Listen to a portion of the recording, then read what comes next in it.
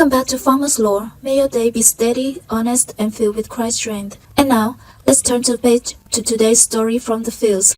The will reading happened on a Wednesday afternoon in July 1975. Robert Carson had died the previous Sunday at age 74, had farmed 720 acres in Grundy County, Iowa since 1928, 47 years of working the same land. His 4 children sat in lawyer Martin Fletcher's office in Grundy Center, waiting to hear how their father had divided what he'd built. 3 sons, James, age 48, had worked alongside his father since 1952, 23 years of farming the home place. Michael, age 45, had bought and farmed neighboring land starting in 1955, helped his father during busy seasons.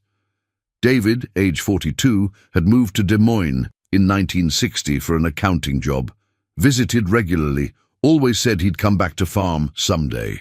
One daughter, Sarah, age 39, had never left Grundy County, lived in a small house in town, worked as a bookkeeper at the co-op, but spent every weekend and every evening helping her father with whatever he needed. Farm records, equipment maintenance, field scouting, grain marketing.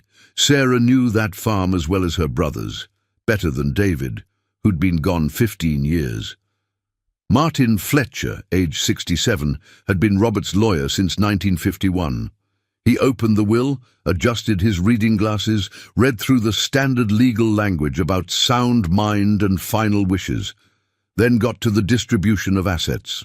To my son, James Carson, I leave 240 acres, specifically the North Quarter section, including the home place, all buildings and all improvements thereon.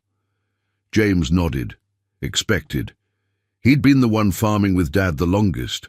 Made sense he'd get the home quarter. To my son, Michael Carson, I leave 240 acres, specifically the East Quarter section. Michael smiled. Fair distribution. Good ground, flat and well drained. To my son, David Carson, I leave 240 acres, specifically the South Quarter section. David looked surprised but pleased. He'd get his chance to come back and farm after all. Maybe quit that accounting job, move home. Martin paused, looked at Sarah, the only daughter.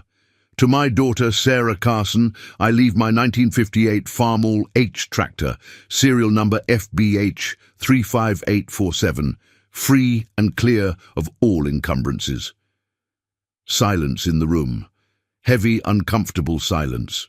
Sarah felt her stomach drop. Her 3 brothers got 240 acres each, 720 acres total, worth approximately $900,000 at 1975 land prices of $1,250 per acre. She got a 17-year-old tractor worth maybe $3,500 if she could find a buyer. James spoke first, confusion in his voice. That's it? Sarah gets a tractor? Just the tractor? Martin checked the will again, though he'd read it correctly the first time. That's what the document states. The land is divided equally among the 3 sons, 240 acres to each. Sarah receives the 1958 Farmall H tractor. David laughed, not cruelly, just in genuine surprise at the absurdity. Dad left you a tractor, an old tractor that's probably older than your car. Michael looked uncomfortable. Sarah, that's not fair. You should get something more. Maybe we can work something out among the 4 of us. No. Sarah's voice was quiet, but absolutely firm. The will is the will. Dad made his decision. He had his reasons. What reasons? James said. You helped him as much as any of us. More than David, who's been in Des Moines for 15 years. Dad was old-fashioned, Sarah said. He believed farms should pass to sons. That's how he was raised. That's how his father did it. I knew this was coming. After the meeting in the parking lot outside Martin's office, James tried to be diplomatic. Sarah, look, this isn't right. But you know how Dad was. Traditional. Believed land should stay with the men who farm it. He didn't mean it as an insult to you. I know what he meant. Sarah's tone was neutral, hard to read. He meant, I'm a woman, and women don't farm, and therefore I don't need land. I get the tractor as a token, something to remember him by.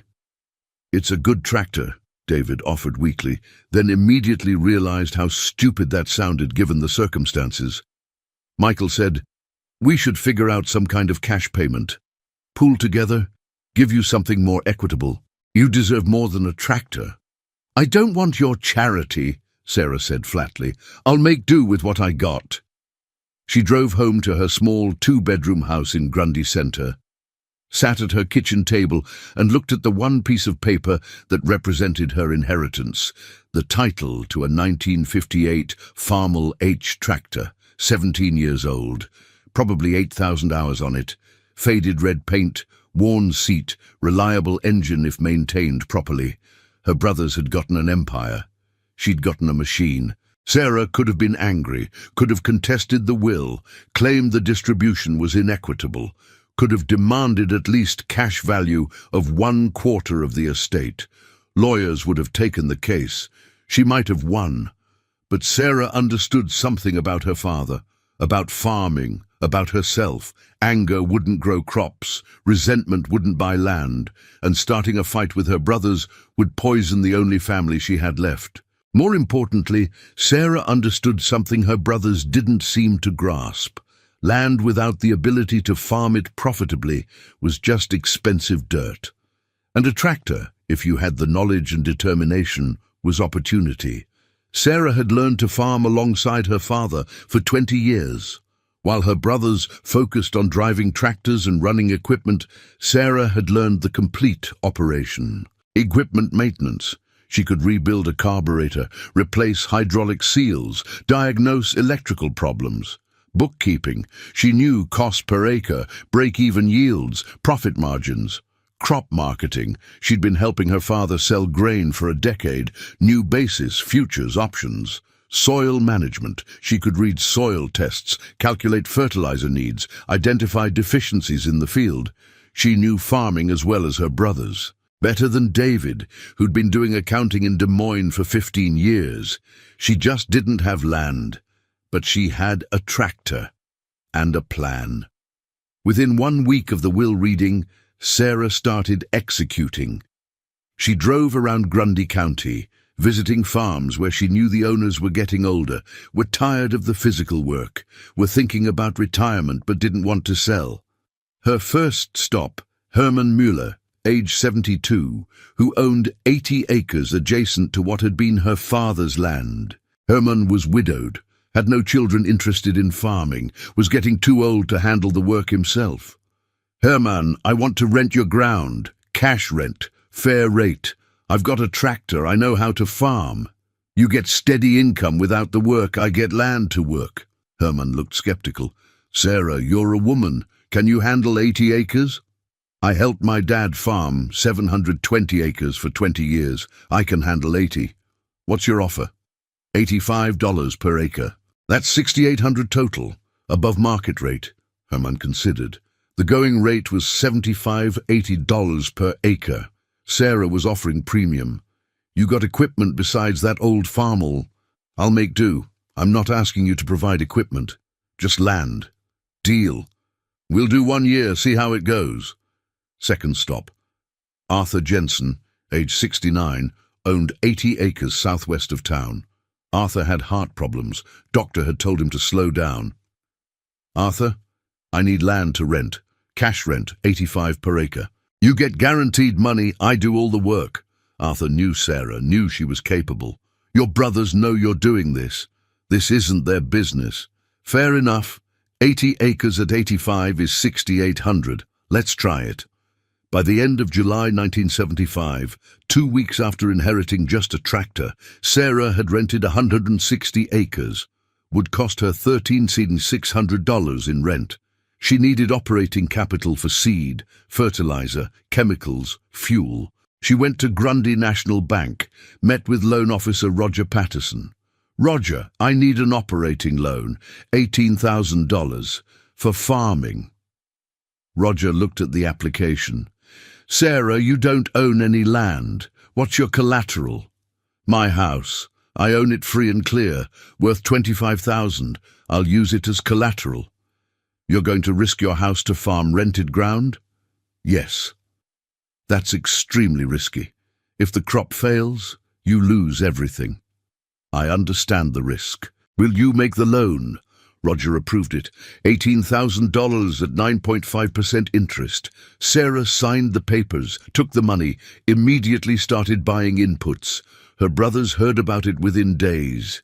Small town, word travels fast. James called her. Sarah, what the hell are you doing? You're going into debt to rent ground? You're risking your house? That's insane. Why don't you just get a better job? Sell the tractor for what it's worth. Invest that money safely.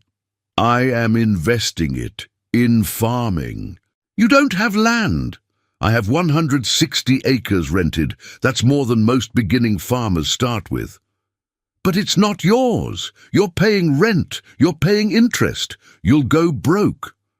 Maybe. We'll see. James couldn't comprehend it. Neither could Michael or David. They had land handed to them, free and clear, worth $240,000 each. The idea of starting with nothing, taking on debt and risk, voluntarily entering that kind of pressure, they couldn't understand it. Sarah farmed her 160 rented acres in 1976, did absolutely everything herself. Spring fieldwork, plowed, disked, planted, summer, scouted, sprayed when needed, cultivated, fall, harvested, hauled to elevator, handled all marketing. The 1958 Farmall H wasn't big, 40 horsepower, no cab, just an umbrella for shade. Old, slow, basic, but it was paid for. That was the key. No equipment payment meant lower fixed costs, meant she could survive on thinner margins than farmers with debt. She grossed $4,300 from 160 acres at 228 corn and 133 bushel average. After rent, $13,600, seed, $2,400, fertilizer, $2,800, chemicals, Sun 100, fuel, $900, loan interest, $1,710, and other costs, $590. She netted $7,200. Not much, barely enough to live on. But profit, real profit. She saved $6,000, kept $1,200 for living expenses, and ate cheaply. Her brothers, meanwhile, were farming their inherited land. James farmed his 240 acres. Had the home place, good buildings but needed equipment. His father's other equipment had been sold to settle estate expenses. James borrowed $45,000 in early 1976 to buy a newer tractor, a planter, and implements. Loan at 10.2% over 7 years. Monthly payment $780, annual debt service $9,360. Michael farmed his 240 acres, had some equipment but needed grain handling capacity, borrowed $38,000 for a grain dryer and storage bins. Payment $660 per month, $7,920 annually. David quit his accounting job, moved back to Grundy Center with his wife and 2 kids, started farming his inherited 240 acres. Problem, he'd been gone 15 years, owned 0 equipment, borrowed $67,000 for a used tractor, planter, sprayer, and basic implements. Payment $1,160 per month, $13,920 annually. By end of 1976, the 3 brothers had combined equipment debt of $150,000. Combined annual debt service, $31,200. They were grossing more than Sarah, each farming 240 acres versus her 160, but their debt service was eating their profits. James grossed about $42,000, paid $9,360 in equipment debt, netted maybe $22,000 after all costs, felt successful. Bought a new pickup truck. Michael grossed about $38,000, paid $7,920 in equipment debt, netted maybe $20,000, built a pole barn for $8,000. David grossed about $40,000, paid $13,920 in equipment debt, netted maybe $15,000. Barely enough for his family to live on, but he was farming, living the dream. None of them were saving, they were spending. They felt successful because they owned land. Sarah, with her rented ground and paid-for tractor, was saving. 1977 and 1978 were decent years. Corn prices stayed in the $225–250 range. Sarah grossed $29,000 from her 160 acres, netted $9,000, $2,500 after all costs, saved aggressively. By end of 1978, she had $24,500 saved. Her brothers had good years too, but their spending absorbed their profits. New vehicles, home improvements, vacations. They looked successful. Sarah, living in her small house and driving a 10-year-old car, looked poor. Then 1979 arrived, and agricultural economics started shifting. Interest rates began climbing as the Federal Reserve fought inflation. Corn prices stayed okay, $2.52 in 1979. But there was unease in farm country. Things felt less certain. 1980 was the peak. Corn hit $3.15. Land values hit record highs, but interest rates were at 13% and climbing. The boom felt unsustainable. Sarah had a great year in 1980. Grossed $35,200 from 160 acres. After all costs, including rising rent, $15,200 now, netted $12,800. Her total savings hit $39,000. Her brothers had great gross years too, but rising interest rates meant their variable rate equipment loans were adjusting upward. Their payments were increasing. Then 1981 arrived and everything collapsed. Interest rates hit 21.5%. The grain embargo devastated exports. Corn prices fell from $3.15 to $2.60 to $2.25 over the course of the year. Land values stopped climbing and started falling. Sarah's 1981 season, gross of $28,400, rent still $15,200, other costs about the same. Netted $7,100. Her income dropped, but she had no debt. She survived. Her brothers were in crisis. James's gross income fell from $52,000 to $40,000. But his equipment debt service had increased with rising rates, now paying $11,400 annually. His net dropped from $28,000 to maybe $15,000. Manageable but scary. Michael's gross fell from $47,000 to $36,000. His debt service hit $9,200. Net, maybe $14,000. Getting tight. David's situation was worst. Gross fell from $50,000 to $38,000. His debt service was now $60,100 with rate adjustments. His net was maybe $9,000 for a family of four. Not sustainable. 1982 was worse. Corn fell to $2.20. All three brothers were losing money. Sarah was barely breaking even, but still surviving. 1983, corn at $2.10. The full crisis. Farmers foreclosing everywhere. David was first to go. By spring 1984, he'd missed 6 months of equipment payments. The bank started foreclosure proceedings. His 240 acres went to auction in August 1984.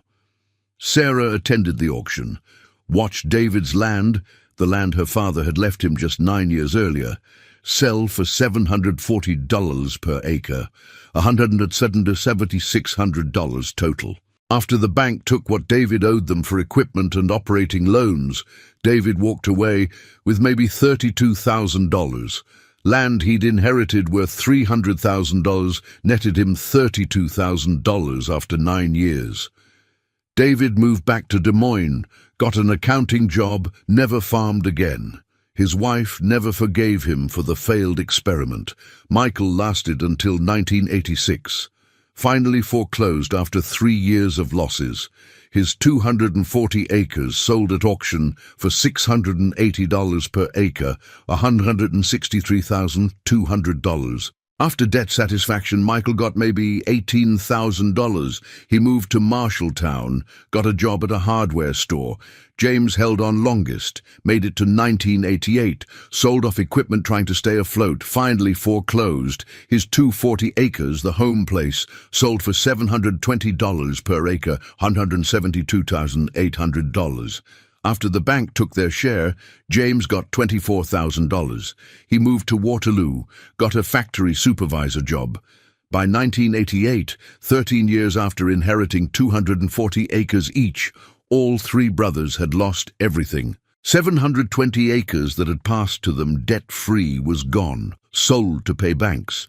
The brothers had nothing except the small amounts they'd walked away with from auctions. Sarah, who'd inherited only a $3,500 tractor, was still farming, still renting Herman Muller's 80 acres and Arthur Jensen's 80 acres, still making small profits with her paid-for equipment and minimal overhead, and she was accumulating capital. By 1987, she had $58,000 saved. Land prices had bottomed. Opportunities were appearing. In 1987, a neighbor 160 acres came up for sale, an estate sale. Farmer had died, widow was moving to town. Land was being offered at $850 per acre, $136,000 total. Sarah had $58,000 cash. She made an offer, $850 per acre, $58,000 down, financed the remaining $78,000 at 11.8% over 15 years. Monthly payment, 9 on 10s, risky, a payment for the first time. But land was cheap. She had cash for a strong down payment, and she believed values would recover. Offer accepted. Sarah bought her first 160 acres in September 1987. Now she owned 160 acres and rented another 160 acres, farming 320 acres total with her 1958 Farmall H that her father had left her 12 years earlier. The tractor was 29 years old by then, showing its age. But Sarah maintained it religiously. Oil changes every 80 hours, grease fittings every use. When something wore out, she replaced it immediately. Through the early 1990s, Sarah farmed her 320 acres and made payments on her 160-acre loan. Prices recovered slowly. By 1992, her land was worth about $1,050 per acre, $168,000. She owed $58,000 on it. Equity, $110,000. In 1992, opportunity knocked. Michael's former 240 acres, part of her father's original farm, came back on market. The farmer who'd bought it at auction in 1986 was getting old, needed to sell, asking $100 per acre, $264,000 total. Sarah had $82,000 in savings, plus her $110,000 equity. She could make an aggressive offer. She bid $1,050 per acre, $252,000 total, put down $82,000 cash, financed $170,000 at 8.2% over 20 years. Payment, $1,456 per month. High payment. But now she owned 400 acres, starting to build an empire from a tractor inheritance. By 1998, she'd paid off the original 160 acres completely, owned them free and clear. Just had the payment on the 240 acres Michael had lost. Prices were recovering. Land was hitting $1,600, $1,700 per acre. Sarah's 400 acres were worth about $660,000. She owed maybe $135,000. Equity, $525,000. In 2001, James's former 240 acres became available. The family who'd bought them at his foreclosure auction was selling to retire, offered to Sarah first, knowing the land's history. $1,650 per acre, $396,000 total. Sarah had $195,000 saved. Put that down, financed $201,000. Now she owned 640 acres. The entire 720 acres her father had farmed, minus the 80 acres David's land, had eventually been split and sold off to multiple buyers. By 2005, Sarah owned 640 acres with about $285,000 remaining debt. Land values were climbing toward $3,000 per acre. Her net worth was approaching $1.6 million. She farmed until 2018, when she was 82 years old, 43 years after inheriting just a tractor. Sold all 640 acres in spring 2018 for $4,200 per acre, $12,688,000 total. After paying off remaining debt and capital gains taxes, netted approximately $2.1 million. The three brothers, who'd each inherited 240 acres worth $300,000 in 1975. James worked as a factory supervisor at John Deere in Waterloo until retiring in 2008. Lived on Social Security and a small pension, died in 2015 at age 88 with approximately $23,000 in savings. Michael worked at Ericsson Hardware in Marshalltown until 2014, retired poor, lived on Social Security, died in 2019 at age 89 with $8,000 in savings. David worked various accounting jobs in Des Moines until retiring in 2010. Still alive in 2024 at age 91, living in an assisted living facility, costs covered by Medicaid. Sarah, who inherited only a $3,500 tractor, retired with $2.1 million, still alive and healthy at age 88 in 2024, living comfortably in her own home in Grundy Center. At a family reunion in summer 2023, David's son asked Sarah about the inheritance. The story had become family legend. "Aunt Sarah, weren't you mad that Grandpa only left you the tractor while Dad and Uncle James and Uncle Michael got all the land?" Sarah, now 87, smiled at the question she'd been asked dozens of times over the decades. "At first, yes, I was furious. Felt like my father had valued his sons over his daughter. Felt like 20 years of helping him counted for nothing. But then I realized something. Your grandfather actually gave me the most valuable thing. He gave me motivation." "What do you mean?" "Your dad and uncles got land handed to them, free and clear. They thought they'd won. But inheriting wealth without earning it doesn't teach you how to keep it. They borrowed against those farms, spent the equity, made bad decisions because they thought the land would always be there. I got a tractor, just a machine. But that meant I had to build everything myself. Had to be careful, disciplined, smart, couldn't afford mistakes." She paused. "Your grandfather taught me something without meaning to.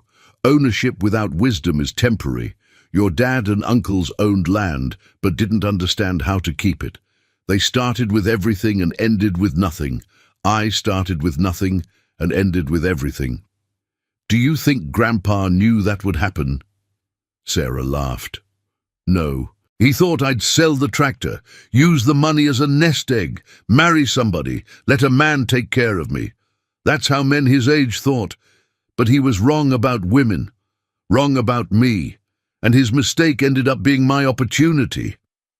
3 brothers split the farm equally, 720 acres divided among 3 sons. The daughter got just the old tractor. 48 years later, only the daughter still farms. Only she succeeded. Only she kept what their father built. Sometimes the worst inheritance is the best teacher. Sometimes starting with nothing makes you stronger than starting with everything. Sometimes the daughter everyone underestimated becomes the only one who understands how to build an empire from a single machine. But the full story of how Sarah Carson went from inheriting a tractor to owning 640 acres requires understanding the years between, the struggles, the doubts, the moments when it seemed her brothers had been right and she'd been foolish. The first winter after renting the ground, 1975 to 76, Sarah faced a crisis of confidence. She'd committed to $13,600 in rent and $18,000 in operating loans. That was $31,600 she needed to generate from 160 acres she didn't own. If the crop failed, if prices crashed, if anything went wrong, she'd lose her house. Her brothers, farming their inherited land, had no such pressure. They owned their ground. If they had a bad year, they'd still have the land. Sarah had only debt and risk. She spent that winter in her shed, maintaining the 1958 Farmall H. The tractor was 17 years old, had about 200 hours on it. She changed all the fluids, replaced worn belts, rebuilt the carburetor, adjusted the valves, painted touch-up spots where rust was forming. Her brother James stopped by one evening in February, found her in the shed working on the tractor. "Sarah, it's 20 degrees out here. What are you doing?" "Making sure this tractor is ready for spring." James looked around the shed. Small, unheated, barely room for the tractor and a workbench. "You could work on equipment in my shop. It's heated, got better tools." "I'm fine here." "Sarah," James hesitated. "Are you sure about this farming thing? It's not too late to back out. Sell the tractor, get a better job, live safer." "I'm not backing out. But you're risking everything. Your house, your savings." For what? To farm rented ground with an old tractor? Yes. James shook his head. I don't understand you. I know you don't. What James didn't understand was that Sarah had nothing to fall back on. Her brothers had land. If farming didn't work out, they could sell and have hundreds of thousands of dollars. Sarah had a house worth $25,000 and a tractor worth $3,500. If she didn't make farming work, she'd have nothing. That desperation was her advantage. She couldn't afford to be complacent, couldn't afford mistakes, had to be perfect in a way her brothers never had to be. Spring 1976, Sarah planted her 160 rented acres. Took her 3 weeks. Her brothers, with bigger modern tractors, finished their 240 acres each in 10 to 12 days. Sarah was slower, but she was thorough. Checked seed depth constantly, maintained precise spacing, took pride in straight rows.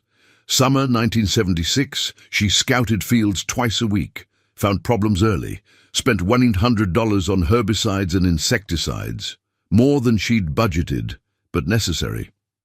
Her brothers spent half that per acre because they scouted less frequently, missed early infestations, lost yield.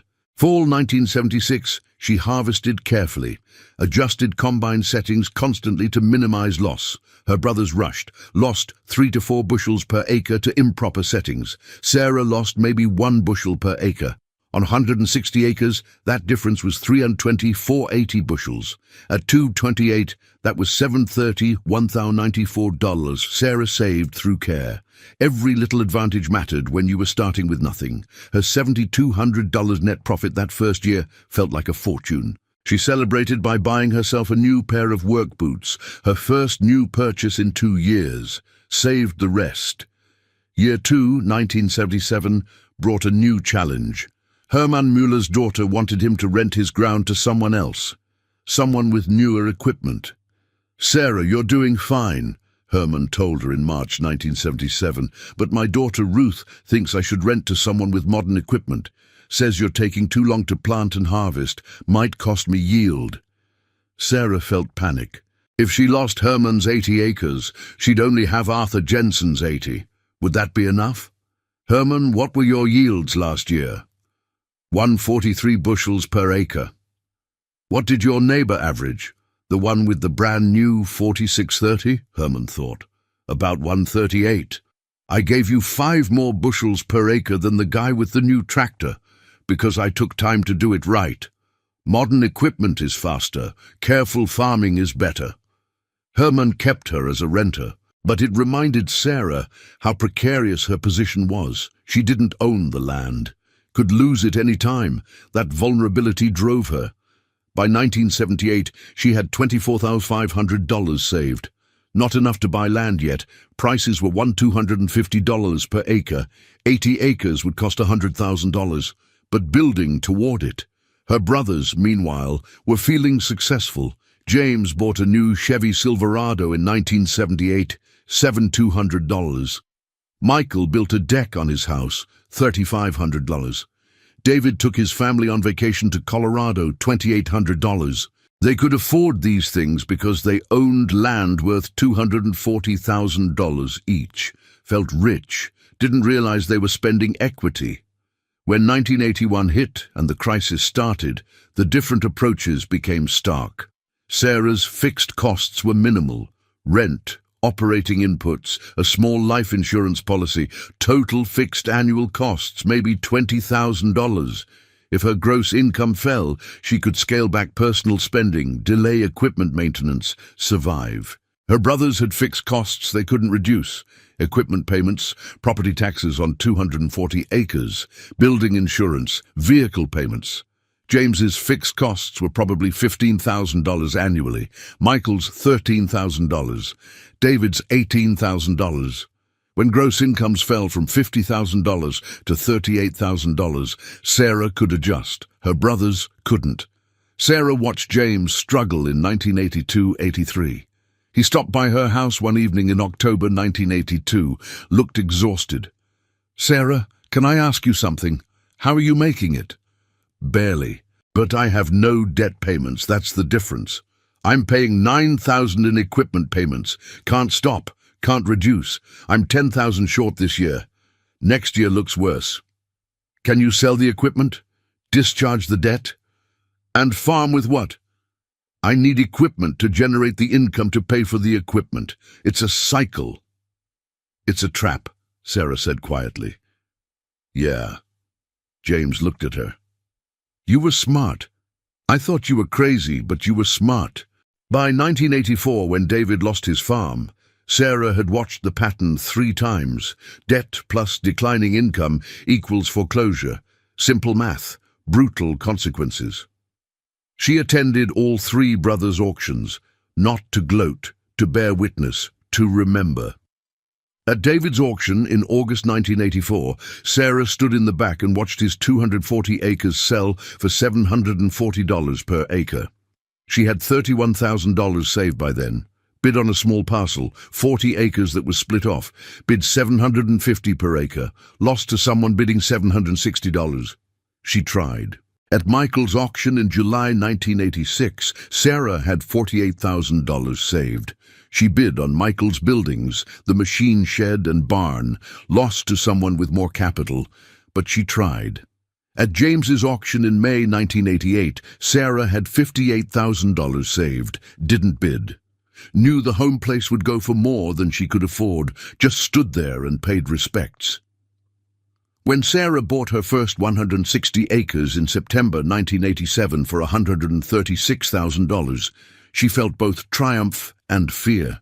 Triumph because she was finally a landowner. Fear because now she had a 9 on 10 monthly payment. If anything went wrong, she could lose what she'd built. Her first winter owning land, 1987-88, she kept a ledger of every expense, tracked costs to the penny, calculated break-even yields constantly. The payment pressure was different from rent. Rent you could walk away from. A mortgage followed you. But owning land also meant equity.